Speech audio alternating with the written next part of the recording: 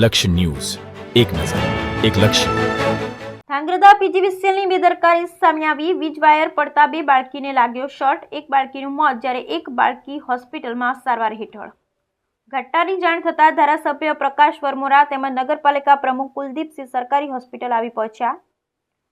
આજરોજ ધાંગ્રધાના Halvad main road પર સાંજના સમયે પીજીવીસીએલનો વીજ વાયર પ્રવાહ ચાલુ હતો. તે સમયે વીજ વાયર રોડ પર પડતા 2 બાળકીને વીજ શોટ લાગ્યો હતો, જ્યારે અન્ય 1 બાળકી જોઈને ગભરાઈ ગઈ અને તે જગ્યાની આસપાસના લોકો પણ આ માહોલ જોઈને ગભરાઈ ગયા હતા.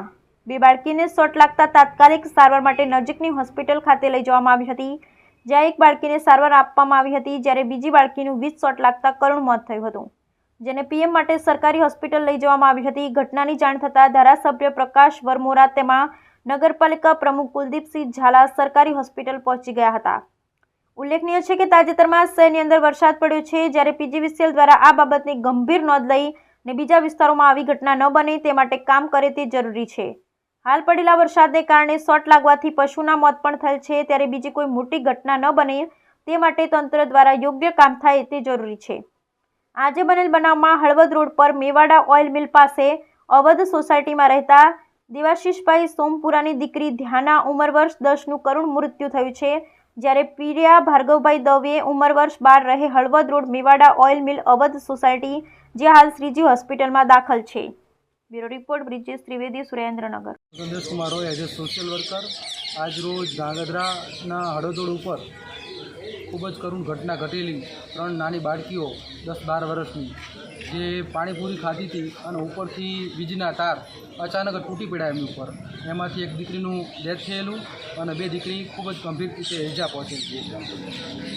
તેમજ આ વારી ઘડીએ જીબીને સ્ટાફને દર ગુરુવારે ચોમાસા અગાઉ હંમેશા કહેતા રહેતા હોય છે કે ભાઈ અમે પ્રી મોન્સૂન કામગીરી કરી રહ્યા છીએ, એટલે દર ગુરુવારે તાપ કરીને કામગીરી કરતા હોય છે, પણ આજ દિન સુધી એવું જોવામાં આવ્યું જ નથી.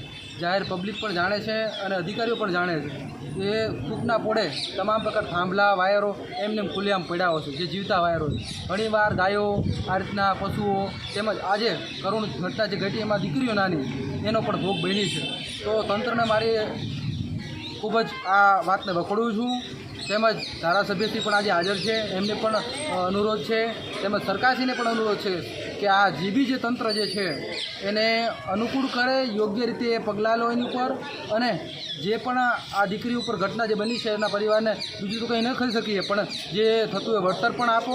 તેમજ આ ફરીથી એવી કોઈ ઘટના ન ઘટે એના માટે તત્કાલી બહારથી ટીમ બોલાવીને ઇન્સ્પેક્શન કરવામાં આવે, ચેકિંગ કરવામાં આવે દરેક વિસ્તારમાં, જાહેર રસ્તાઓ પર, કે જ્યાંથી કરીને આવી કોઈ કરુણ ઘટના બીજી વાર ના ઘટે એવી તાકતી લે તંત્રશ્રીને, એ મારો અનુરોધ છે.